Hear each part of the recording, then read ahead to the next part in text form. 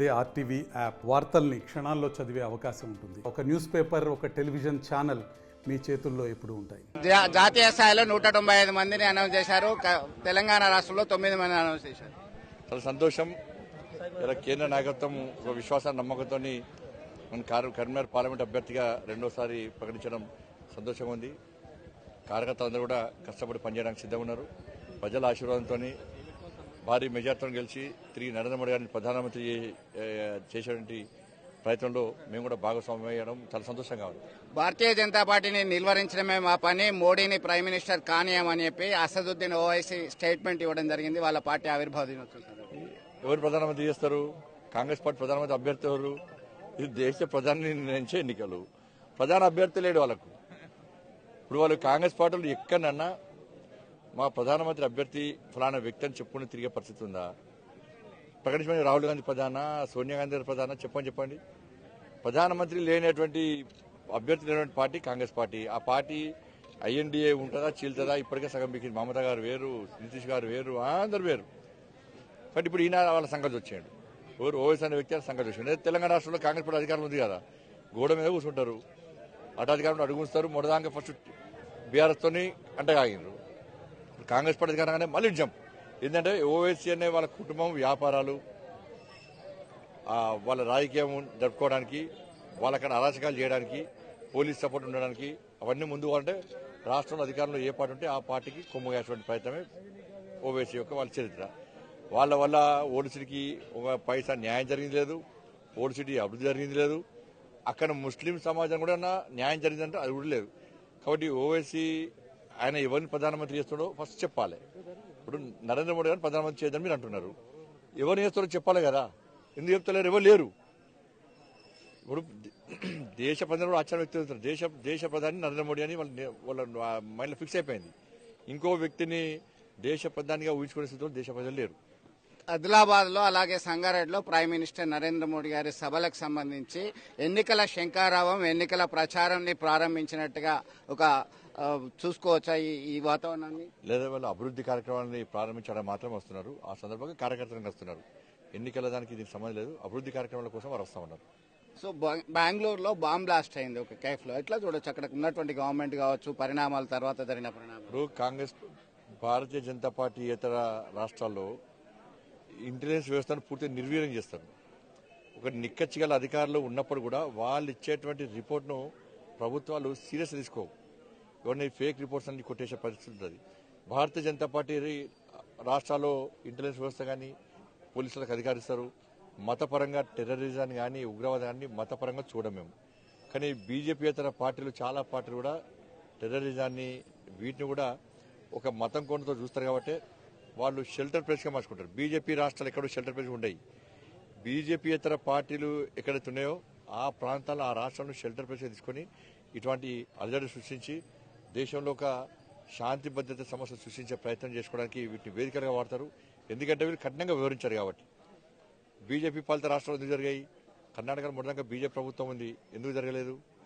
కాబట్టి ఈ పార్టీల వీక్నెస్, అది ప్రభుత్వాల వీక్నెస్, దాన్ని ఆచరించుకొని ఇటువంటి ప్రయత్నాలు చేస్తూ ఉంటాయి. అభివృద్ధి సంక్షేమ పథకాలు అమలు చేస్తూ 12,000 కోట్ల రూపాయలు ఈ ప్రాంతంలో మీరు ఇంప్లిమెంట్ చేశాము, శాంక్షన్ చేశామని చెప్తున్నారు ఒకవైపు. మరొక వైపు ఇతర పార్టీలకు చెందిన నేతలు తవ్వుదాం, శివమైతే మాది, శివమైతే అతంది అని చెప్పి పలుమార్లు విమర్శిస్తున్నారు. సంజయ్ వేరే లేదు స్టేట్మెంట్, ఒక అభివృద్ధి లేదు, ఏం లేదు, కేంద్ర ప్రభుత్వ పథకాలను ఆయన పథకాలుగా చెప్పుకుంటున్నారని చెప్పి కాంగ్రెస్ బీఆర్ఎస్ నేతలు చెప్తున్నట్టు. వాళ్ళకు కళ్ళుంటే చెవులుంటే వినాలి, లేకుంటే పోయి కంటి వెలుగులో ఇక ఆపరేషన్ చేసుకోండి, కళ్ళ ఆపరేషన్, చెవుల ఆపరేషన్ చేసుకోండి, అన్ని కనబడతాయి వాళ్ళకు. వాళ్ళకు రాముడు అంటే భక్తి లేదు. ఇప్పుడు భయం స్టార్ట్ అయింది వాళ్ళకు. ఇప్పుడు మేము చేసే జగిత్యాలకు వరంగల్ రోడ్డు, కరీంనగర్ వరంగల్ రోడ్డు, దాని రాముడు కనబడుతున్నాడు వాళ్ళకు. కరీంనగర్ జగిత్యాల రోడ్డు రాముడు కనబడుతున్నాడు. సిద్దిపేట ఎలికతుర్తి రోడ్డు రాముడు కనబడుతున్నాడు. ఆరోపి రాముడు కనబడుతున్నాడు.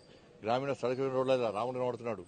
సిఆర్ఎఫ్ పైసల రాముడు కనబడుతున్నాడు. ఏడు చూసినా రాముడు కనబడుతున్నాడు. బీజేపీ కార్యకర్తల పూట భారతీయ జనతా పార్టీకి ఓటేసే ప్రజలను చూస్తే వాళ్ళకు రాముడు గుర్తొస్తున్నాడు. రాముని ప్రేమ పోయి, భక్తి పోయి వాళ్ళకి భయం స్టార్ట్ అయింది. ఎందుకంటే రామ భక్తులు అందరూ కూడా రామ మందిరం నిర్మించినటువంటి నరేంద్ర మోడీ గారికి ఓటేస్తారు కాబట్టి భయం ఉన్నది. రాముని అక్షింతల తర్వాత రామ మందిర నిర్మాణం తర్వాత ఇట్లాంటి పరిణామాలు చోటు చేసుకున్నాయని కదా.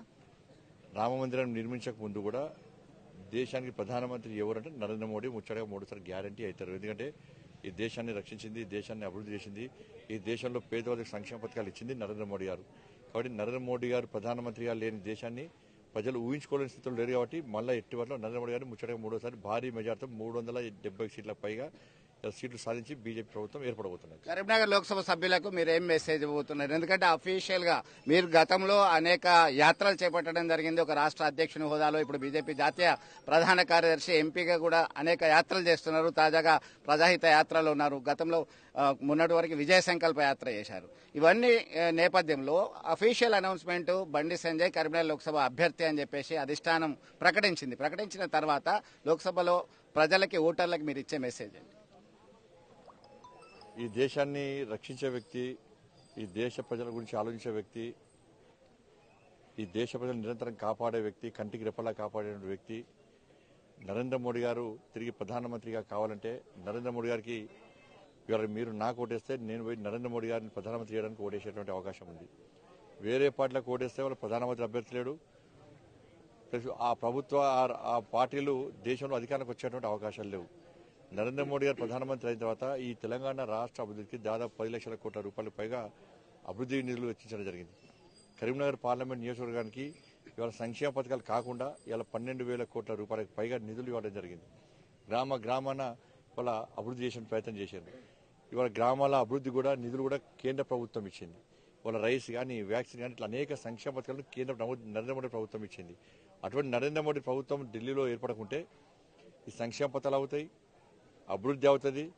ఈ దేశ రక్షణ విషయంలో ఒక క్వశ్చన్ మార్క్గా ఉండేటువంటి ప్రమాదం ఉంది. కాబట్టి అన్నిటికీ పరిష్కారం నరేంద్ర మోడీ గారిని తిరిగి ప్రధానమంత్రి చేయడమే. కాబట్టి కరీంనగర్ పార్లమెంట్ నియోజకవర్గ ప్రజలు గతంలో ఓటేసిన తర్వాత నేను ఏ విధంగా మీకోసం ఫైట్ చేసిన, ఏ విధంగా 150 రోజుల పాటు పాదయాత్ర చేసి 1600 కిలోమీటర్ల పాదయాత్ర చేసినాం, పేదల కష్టాలు తీసుకునే ప్రయత్నం చేసినాం, అభివృద్ధి చేసినాం, సంక్షేమ పథకాలు ఇక్కడ ఇచ్చినాం మనం.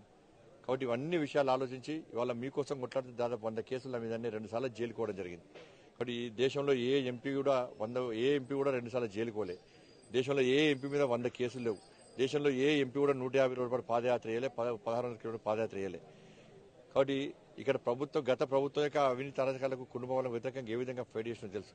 కాబట్టి వాటన్నింటిని గుర్తించి మరొకసారి నన్ను భారీ మెజార్టీతో గెలిపించాల్సిందిగా కరీంనగర్ నియోజకవర్గంలోని ప్రజలతో కూడా విజ్ఞప్తి చేస్తా ఉన్నాను. గత ప్రభుత్వ వైఫల్యాలకు వ్యతిరేకంగా బీజేపీ రాష్ట్ర అధ్యక్షుని హోదాలో బండి సంజయ్ కొట్లాడితే సంజయ్ అధ్యక్ష పదవి పోయిన తర్వాత వేరే పార్టీ వాళ్ళు తన్నుకపోయినరు అని చెప్పేసి కొంతమంది విశ్లేషిస్తున్నటువంటి పరిస్థితి మీరు ఎట్లా చూస్తారు? ఇప్పుడు కొట్లాడింది మేము, రైతుల కోసం కొట్లాడింది మేము, పిల్లల ఉద్యోగాల కోసం కొట్లాడింది మేము, రుణమాఫీ కోసం కొట్లాడింది మేము, దళితుల కోసం, ఎస్సీ ఎస్టీల కోసం, అగ్రవర్ణాల పేదల కోసం అన్ని విషయాలు కొట్లాడింది మేము. 317 జీవోకు వ్యతిరేకంగా కొట్లాడింది మేము, పోడు భూముల సమస్యలను కొట్లాడింది మేము, అన్ని రకాల కొట్లాడింది మేము, జైలుకు పోయింది మేము, లాఠీ దెబ్బలు తిన్నది మేము, కేసులు భరించింది మేము, గృహ నిర్బంధాలకు ఇబ్బంది పడ్డది మేము. దురదృష్టవశాత్తు కాంగ్రెస్ పార్టీ చేసిన తప్పుడు ప్రచారం వల్ల ఇలా ప్రజలందరూ కాంగ్రెస్ పార్టీకి ఓటేశారు 6 గ్యారెంటీల పేరుతో. ఇవాళ అతి తక్కువ సమయంలో ప్రజల చేత వ్యతిరేకత పొందినటువంటి ఏకైక పార్టీ కాంగ్రెస్ పార్టీ. 6 గ్యారెంటీలు 100 రోజుల లోపల ఎన్ని కష్టాలు వచ్చినా అమలు చేస్తామన్నారు. ఇప్పటికి 80 రోజులు అయిపోయింది. ఎన్నికల కూడా రాబోతున్నది. ఆ 6 గ్యారెంటీల పక్క పెట్టి ఏదో హామీల పేరుతో 2-3 చిన్న హామీలను నెరవేర్చి మేము 6 గ్యారెంటీలు అమలు చేస్తామని చెప్పి తిరిగి ఓట్లు వేసుకునే ప్రభుత్వం కాంగ్రెస్ పార్టీ చేస్తున్నది. తప్పకుండా వారు 6 గ్యారెంటీల విషయంలో ఏమైతే ఇచ్చినో అవి తీరుస్తూనే ప్రజలకు మేము విశ్వాసం ఉంటుంది తప్ప, లేకుంటే ప్రజలు తిరగబడుతున్న విషయాన్ని కాంగ్రెస్ పార్టీ గుర్తుంచుకోవాలి. మొత్తం మీద ప్రజల పక్షాన పోరాటం చేసే తనను మరొకసారి భారీ మెజార్టీలో గెలిపించాలని విజ్ఞప్తి చేస్తున్నటువంటి పరిస్థితి. కేవలం ఈ దేశ ప్రజలకి భరోసా నరేంద్ర మోడీ నాయకత్వం మాత్రమే అని ఆయన స్పష్టం చేయడం జరిగింది. ఈ క్రమంలో ఇటు కాంగ్రెస్ అతి తక్కువ కాలంలోనే వైఫల్యాలతో ముందుకెళ్తుంది. కాబట్టి దీన్ని ఎత్తి చూపుతూ మేము ప్రజల వద్దకు వెళ్తాం, గతంలో గోబెల్స్ ప్రచారం చేయడం వల్లే వాళ్ళకి ఓటు బలవడం జరిగిందని కూడా ఆయన అభిప్రాయం వ్యక్తం చేయడం జరిగింది. ఇటు బీఆర్ఎస్ కాంగ్రెస్ వైఫల్యాలను ఎండగడుతూ ప్రజల్లోనే ఉంటాం, లోక్సభ సభ్యులు మరొకసారి నన్ను భారీ మెజార్టీతో గెలిపించాలని కోరుతున్నటువంటి పరిస్థితి చూడొచ్చు. విడుదల సుమంత్తో కలిసి చంద్రశేఖర్, RTV, బొలంగూరు నుండి. మరిన్ని వీడియోస్ కోసం ఛానల్ ని సబ్స్క్రైబ్ చేయండి, లేటెస్ట్ అప్డేట్స్ కోసం వాట్సాప్ ఛానల్ ని ఫాలో చేయండి అండ్ లింక్ డిస్క్రిప్షన్ లో ఉంది.